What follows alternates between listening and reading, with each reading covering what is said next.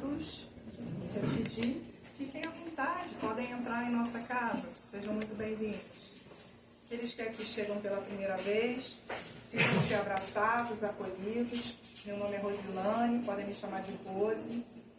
E eu fui presenteada hoje com o estudo do tema Os Dois Filhos, a Parábola de Jesus. Os Dois Filhos do livro Palavras de Jesus, que deve ser o nosso livro de cabeceira junto com o Evangelho, segundo o Espiritismo. E para que a gente possa compreender, primeiro eu rogo ao nosso querido Mestre Jesus que possa nos trazer serenidade, que possa deixar o nosso coração e a nossa mente permeáveis a absorver o ensino da noite de hoje, a mensagem que Jesus nos traz por meio dessa parábola. Parábola dos dois filhos. Então vamos ler. Um homem tinha 2 filhos. Chegando ao primeiro, disse: Filho, vai trabalhar hoje na minha vinha? Ele respondeu: Irei, Senhor. E não foi. E chegando ao segundo filho, ele disse: O mesmo. Porém, este filho respondeu: Não quero. Mais tarde, tocado de arrependimento, foi. O primeiro disse que iria, mas não foi. O segundo disse que não iria, mas se arrependeu e foi. Qual dos dois fez a vontade do Pai? Responderam-lhes eles, o segundo. Declarou-lhe Jesus: Em verdade vos digo, que os publicanos e as meretrizes entrarão primeiro que vós no reino de Deus. Bom, primeiro, a gente precisa sempre lembrar que Jesus, como um grande mestre, ele utilizava das parábolas em todas as respostas que ele precisava dar quando questionado, para provocar a reflexão daqueles que estavam ali ouvindo. E dessa forma, essas pessoas que estavam ouvindo podiam refletir de acordo com as suas experiências, de acordo com os seus conhecimentos, de acordo com aquele momento vivido, e dessa forma, incitando, estimulando a reflexão, esse aprendizado, ele ficava. Porque Jesus nos disse que as suas palavras eram palavras eternas, eram palavras para a vida eterna. Então, todas aquelas parábolas de mais de 2000 anos atrás, nós podemos vivenciá-las hoje, todos os dias da nossa vida. E era assim que Jesus ensinava. Oi, desculpa. Quem está com o Kix aqui na porta? Na porta da vizinha. Aqui tem uma residência aqui. Estou pedindo para deixar. Obrigada, George. Obrigada. Então, Jesus, quando ele fala dos publicanos, como eram os publicanos? Os publicanos eram aqueles cobradores de impostos. E eles, muitos deles, eram mal vistos. Porque há mais de 2000 anos atrás, como agora, aqueles que cobravam dinheiro dos contribuintes também desviavam o dinheiro dos impostos. Nós vivemos isso. Então, esses que desviavam o dinheiro, que eles fugiam da sua missão, da sua tarefa, porque a tarefa de cobrar o imposto não era errada. Dai a César o que é de César. Foi a resposta de Jesus. Isso não era errado. Errado era o que eles faziam, corrompendo o sistema. Então, eles estavam infringindo a lei de Deus. Na época, a lei mosaica. E as meretrizes, que viviam daquela forma que era totalmente pecaminosa e que era reprovável. O que Jesus diz? Olha isso. Vou repetir. Declaro-lhes que em verdade os publicanos e as meretrizes entrarão primeiro que vós no reino de Deus. Porque eles estavam em erro, mas compreendendo o seu estado de erro, a sua má conduta, arrependidos, poderiam iniciar a prática do Evangelho, a prática das lições que Jesus trouxe a eles, arrependidos, corrigindo as suas atitudes, esses estariam certos. E quando os sacerdotes, na época, que vieram com a missão de proteger a lei de Deus, de dar o exemplo da lei de Deus e não davam, era como eles dizendo que iriam trabalhar na vinha, mas não foram. Compreendam que esta parábola, ela se aplica a todos que se propõem a seguir o Evangelho de Jesus, diz que vai seguir o Evangelho de Jesus, mas não segue. E existem aqueles que já não seguem, mas que se arrependem e começam a seguir. Aqueles que tinham a obrigação e que disseram que iam trabalhar na vinha, podemos entender que àquela época se aplicavam os sacerdotes. E que ali, como deveriam, como testemunha, defender a lei de Deus, eles eram, naquele momento, dentro do Sinédrio, contra Jesus, contra as pregações de Jesus. Os publicanos e as meretrizes, que já não estavam cumprindo a lei de Deus,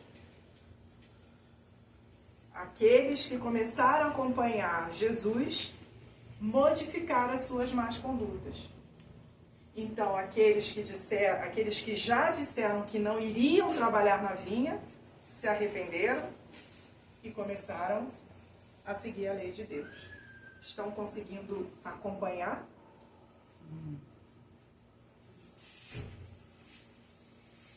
Esta define muito bem as duas espécies de trabalhadores espirituais.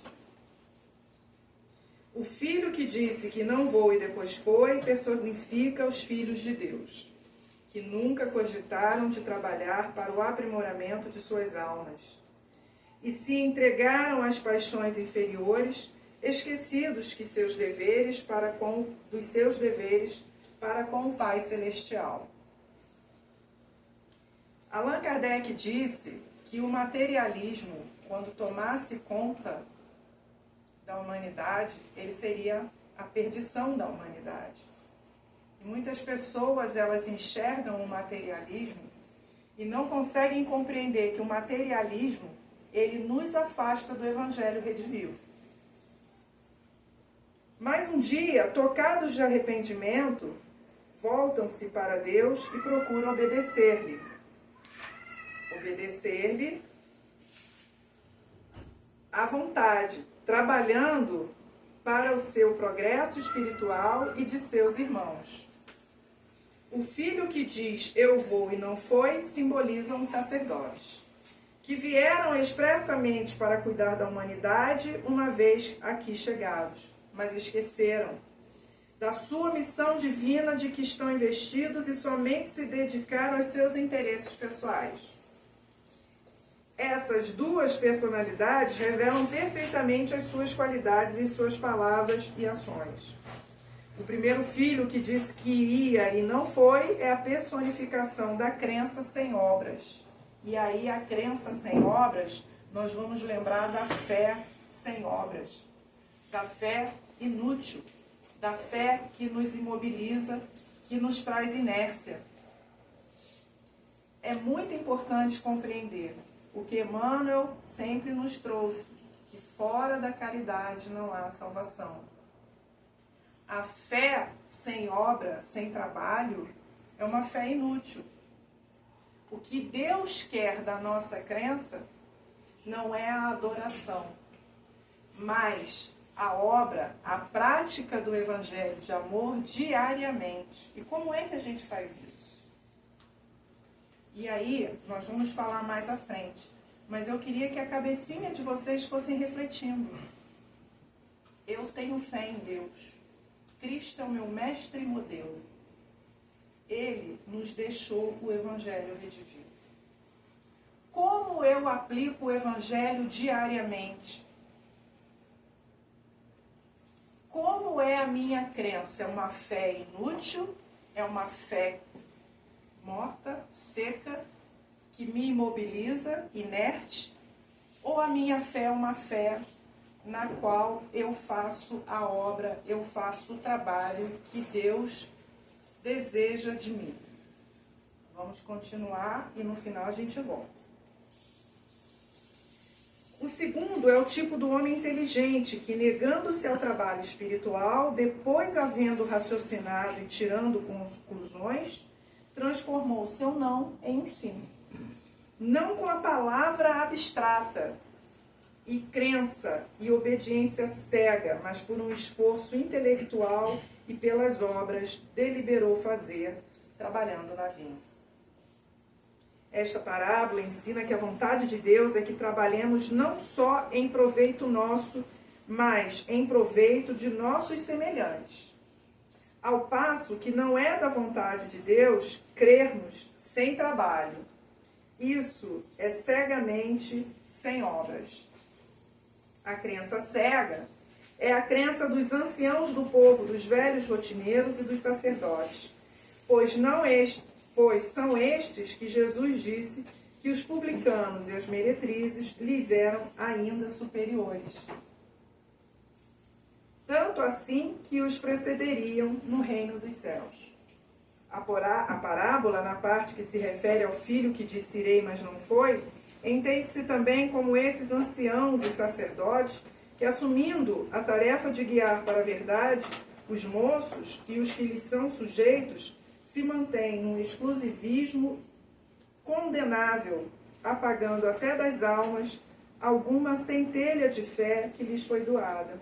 Enfim, o filho que tardou e disse que não ia, mas foi, entende-se como esses publicanos e meretrizes que demoram, como é sabido, mas afinal mudam de vida e se tornam, as mais das vezes, grandes obreiros da seara divina. E aí, aqui, eu quero trazer um exemplo de Paulo. Paulo, até a porta de Damasco, depois de tudo o que aconteceu, ele se tornou Saulo até a porta de Damasco, e depois de tudo o que aconteceu, ele se tornou Paulo.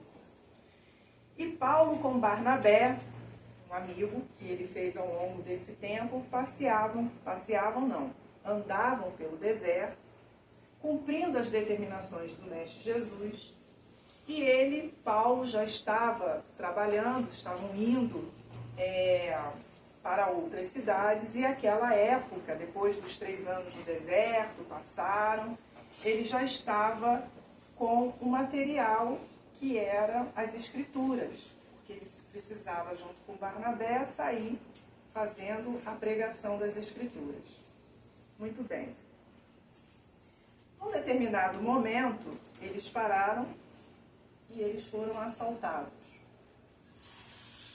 No que eles foram assaltados, Barnabé ficou muito temeroso, Paulo também. E imaginem naquela época como eram poucos os recursos que eles tinham. Eles tinham um pouco de água, algumas pouquíssimas moedas e tinham as Escrituras. E quando eles foram assaltados por esses homens, eles levaram tudo que eles tinham. Levaram um cobertor, uma coberta para andar ali no frio, levaram água, levaram as poucas moedas e também levaram as Escrituras. Na verdade, levaram as moedas. E aí os ladrões perguntam, vocês não têm mais nada? E Paulo fala, temos estas Escrituras. E o ladrão fica contente e pega as Escrituras e leva. E aí Paulo começa a falar para eles sobre as Escrituras. Começa a explicar sobre Jesus. E Barnabé fica até apreensivo. Nós estamos sendo assaltados, levaram todos os nossos poucos recursos e agora fica Paulo ainda pregando para os ladrões. Os ladrões foram embora e Barnabé questiona Paulo. Por que você deu as Escrituras? Agora nós não temos as Escrituras para fazermos a pregação. E Paulo falou, não temos aquelas, mas eu tenho as outras que estão guardadas comigo. Vejam, que no momento de grande temor, de medo, de grande dificuldade, porque eles estavam sem recursos algum, os ladrões levaram tudo, Paulo, ao invés de ficar imobilizado, com medo, revoltado, apreensivo, ele colocou a fé dele na prática. Tanto na confiança e na fé de que tudo sairia bem, como aproveitou aquele momento de fragilidade, aquele momento de temor, aquele momento crítico, ele usou aquele momento para aplicar as Escrituras, os ensinamentos de Jesus. E ele entregou as Escrituras e evangelizou os ladrões, e os ladrões seguiram. Nada aconteceu com eles, e eles conseguiram caminhar e dar sequência ao trabalho, recebendo ajuda pelo meio do caminho. Nas piores situações, nós precisamos compreender que é aí, nessa situação, em que nós deveremos dar o testemunho da nossa fé. O testemunho atuante, o testemunho prático, o testemunho ativo da nossa fé. É esse o momento. Porque quando nós temos fé em situações agradáveis, em situações boas, tranquilas, essa fé é uma fé tranquila. Ela não é uma fé testada. A fé testada, o nosso testemunho, é quando nós estamos numa situação difícil e nós conseguimos entregar o Evangelho do Cristo. Continuando aqui, no livro,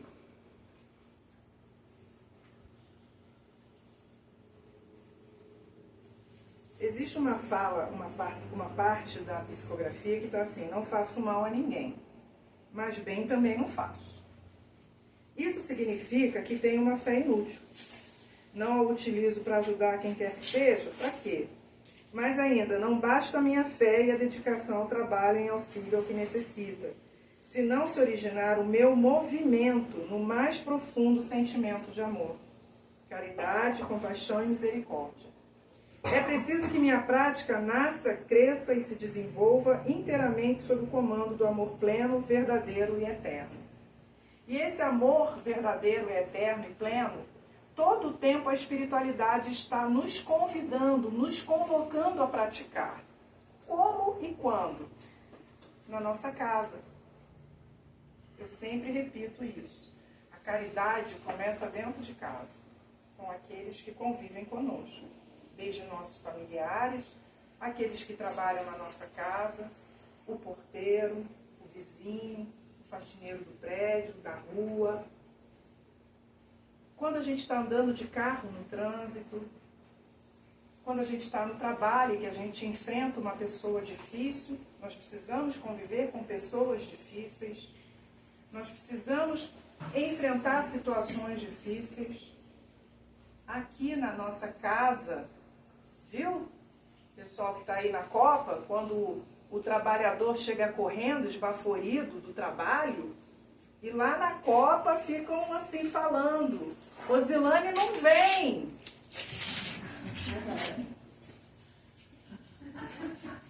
Doeu agora, ali, doeu a carapuça. Então, é assim, dentro aqui da nossa casa, nós somos unidos. Eu confiei em você, viu? Obrigada. Viu um testemunho de fé em mim. Então, é na nossa casa, dentro da casa espírita, que a gente também tem que exercer essa fraternidade, essa caridade. Se a Juliana fala algo para mim que eu não compreendo e me magoa, eu preciso conversar com a Juliana para a gente se entender. Isso acontece no trabalho, Isso acontece em casa com as esposas, os maridos, os companheiros, as companheiras, os filhos. E nós precisamos, a todo momento, identificar durante o nosso dia, todos os dias, quais são essas situações que estão colocando a nossa fé em prova. E aí, eu quero contar a vocês uma história do Divaldo. Divaldo viajou com uma equipe para Nova York. Eles tinham uma atividade espírita para fazer lá, Divaldo ia fazer uma palestra. Ele foi acompanhado de um grupo que ficaram num hotel um pouco mais, digamos assim, elegante, esse hotel. E o Divaldo, mais simples, ele estava ali porque estava acompanhado, então ele acompanhou essa equipe, né, esse grupo. E lá eles conversaram, estavam se preparando para o dia seguinte para a palestra e eles foram tomar um café da manhã. E Joana chega perto dele e fala assim: Divaldo, abrace aquele garçom. E ele falou assim: não compreendi, dona Joana, não compreendi. Abrace o garçom. Mas como, Joana? Como que eu vou abraçar o garçom? Vou levantar aqui no meio do restaurante, do café, vou abraçar o garçom? O que ele vai pensar? O que todo mundo vai pensar? Não importa. Abrace o garçom. Eu não vou abraçar o garçom, Joana. Dessa vez não vai dar. As pessoas vão achar que eu estou ficando doida, que todo mundo é fino. Eu não posso fazer isso. Abrace o garçom. E ele começou a ficar constrangido. Lá vinha o garçom e ele tinha que abraçar o garçom. Joana mandou, ele tem que cumprir. E aí ele levanta e o garçom vem com café. Ele fala assim: o senhor poderia me trazer uma xícara de leite? Ele falou assim: sim, senhor, pois não. Mas um momento, por favor. Eu vou abraçá-lo. Aí abraçou ele, agarrou ele, apertou ele e falou assim: pronto, muito obrigado, o senhor é um garçom muito gentil. E o garçom achou estranho aquilo, né? O senhor me abraçou? E todo mundo parou no restaurante, olhando para a cara ali no hotel, para a cara do Divaldo, que abraçou daquele jeito tão apertado um garçom. E aí passou, ele foi pro quarto dele, estava lendo. Chegou a hora de descer para o jantar, ele estava indisposto, passando mal, não desceu. No dia seguinte, e aí o garçom bateu, perguntou para os amigos dele, falou: não, o seu Divaldo está no quarto, ele não está se sentindo bem. E o garçom foi lá no dia seguinte. Bateu a porta e falou assim: senhor Divaldo, o senhor não está se sentindo bem, eu trouxe aqui chá para o senhor, e o Divaldo detesta chá. Ele falou: mas o senhor precisa tomar chá, o senhor melhorar, e eu preciso falar uma coisa com o senhor. O que foi? O senhor ontem me abraçou. Sim, eu o abracei, mas eu preciso dizer para o senhor que o senhor salvou a minha vida. Como assim salvei a sua vida? Eu ia me matar ontem. E porque o senhor me abraçou, eu não me matei. E aí começou a contar toda a história da vida dele. Queria deixar os filhos, porque ele estava com muita dívida, ele estava com câncer, não ia poder trabalhar. E que a melhor forma que ele tinha de proteger a família era se ele se matasse. Porque a dívida eles não iam precisar pagar e os filhos receberiam, e a mulher, a ajuda do Estado. E com isso, o Divaldo perguntou mais para ele sobre a doença. E fez mais por ele. Falou com os amigos o que aconteceu tudo. E ali tinha uma americana que conseguiu uma ajuda no hospital para ele. Ele foi operado, ele foi tratado, ele se recuperou. Porque a Joana disse a ele que ele precisava abraçar um garçom que ele nunca viu na vida dele. A gente não tem a Joana do nosso lado para falar para a gente abraçar as pessoas. Mas a gente precisa entender que a gente não sabe o que vai no coração do outro. Quais são as dores daquela pessoa. Nós não sabemos o que eles estão vivendo dentro de casa. Às vezes as pessoas estão sorrindo e a gente não sabe do sofrimento que ela está passando. e você está do lado, mas você não cumprimenta. Você está do lado numa pequena situação, você quer comprar uma briga. Se você está passando de carro, ela passa na sua frente, você não sabe nem por que ela está apressada, você xinga. E aí eu quero lembrar que Emmanuel disse para a gente que o Evangelho ele não é uma oração. O Evangelho, ninguém ora com o Evangelho na mão. Pode até orar, mas ele não é para isso. Quando a gente entra no carro de manhã, a gente lê um trecho do Evangelho.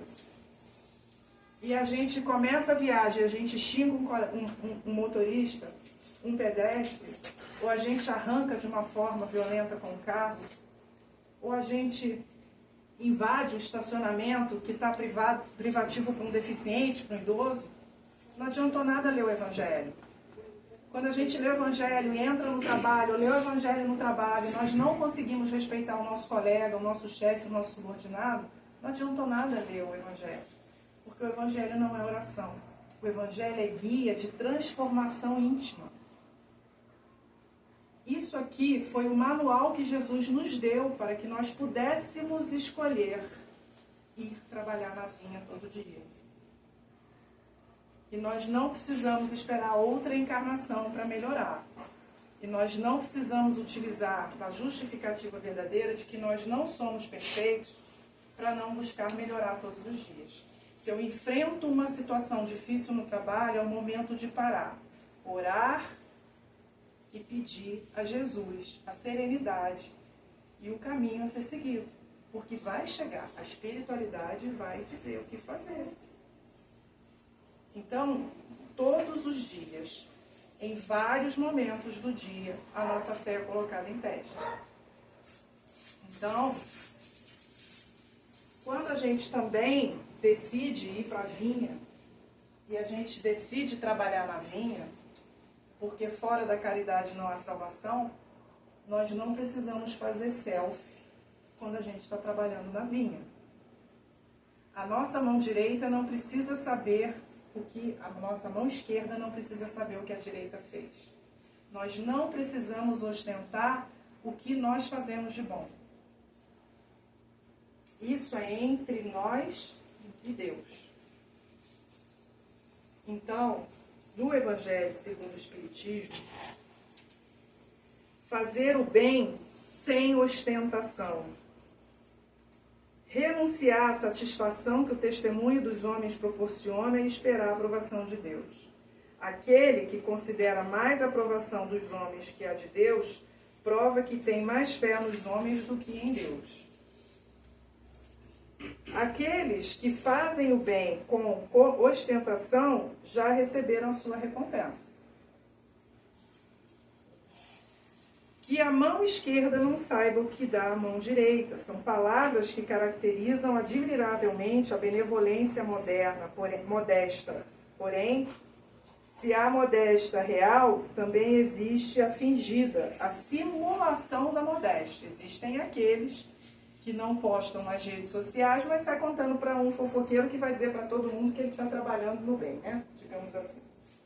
A beneficência sem ostentação tem um duplo mérito. Além da caridade material, é a caridade moral. Pois não atinge a suscetibilidade do beneficiário. Olha que coisa linda. Ajudar, inclusive sem que o outro saiba que você está ajudando. Porque ao ajudar, ele pode se sentir humilhado, dependendo da situação. Então, há que se avaliar aquele bem que você quer fazer para uma determinada pessoa, pode ser até um familiar, para que essa pessoa não se sinta humilhada. Arrumar um jeito de ser um presente, de ser uma premiação, ou mesmo que seja oculto, ou você dizer que é alguém que mandou entregar, porque o seu compromisso é lá em cima. E mais uma vez, Dr. Bezerra diz que o bem que você faz é seu advogado em qualquer momento. Emmanuel também. Então nós precisamos praticar o bem, e não importa quem. E nós só precisamos seguir o que está escrito no Evangelho. A caridade orgulhosa pode deixar as pessoas humilhadas. Então, nós trouxemos aqui um exemplo do Evangelho. E para finalizar, eu quero trazer uma mensagem que está no livro, nosso livro, não é Pão Nosso, é nosso livro. E é da psicografia de Chico. Emmanuel é o Espírito que traz essa linda mensagem. Eu não vou ler tudo, mas eu quero falar sobre o trabalho. Não te esqueças do ensinamento do mestre. Filho, vai trabalhar hoje na minha vinha? Se a dor te visita o coração, improvisando tempestades de lágrimas em teu campo interior, não te confies ao incêndio do desespero, nem ao gelo da lamentação. Recorda o tesouro do tempo, retira-te da amargura que te ocupa indevidamente e trabalha servindo. O trabalho é um refúgio contra as aflições que dominam a alma. O serviço aos semelhantes gera valoroso otimismo. Se a incompreensão te impôs férrea grade ao espírito, através da qual ninguém por agora te identifica ao ideal ou aos propósitos elevados, não te demores acariciando o fel da revolta. Lembra o valor sublime do tempo, trabalha e serve. O trabalho acrescenta as energias, o serviço a todos revela divina sementeira. Se a calúnia chegou ao teu círculo, estendendo sombras tenebrosas, não te afundes no lago fervente do prato, nem te embrenhes na selva do sofrimento inútil. Reflete na bênção das horas, trabalha e serve. O trabalho reconforta, o serviço aos outros anula os detritos do mal. Se erraste instalando escuro remorso no centro do próprio ser, não te cristalizes na inércia e nem te enlouqueças soluçando e gemendo em vão. Medita na glória dos minutos, trabalha e serve. Com essa mensagem, eu convido a todos a sempre refletir, desde o momento em que nós nos dedicamos a esta linda doutrina, que Emmanuel disse que o Evangelho é o sol que ilumina e que o Espiritismo traz de consolo e de revelações para todos nós. Que possamos, tendo conhecimento do Evangelho, tendo conhecimento da doutrina e das mensagens do Cristo, que possamos buscar urgentemente esta reforma íntima, trazendo para o dia a dia o trabalho da caridade, a nossa transformação e a aplicação prática do Evangelho em todos os conflitos, em todas as situações que nós temos que enfrentar no dia a dia. E que todos nós possamos ter a alegria e a gratidão de ter Jesus como nosso modelo e guia, não por adoração, mas por estarmos em prontidão para servi-lo sempre, porque a obra não termina, nós somos o sal da terra e nós precisamos ajudá-lo na construção de um mundo melhor para toda a humanidade. Muito obrigada pela atenção e pela oportunidade do estudo. Fiquem com Deus. Um beijo no coração de vocês.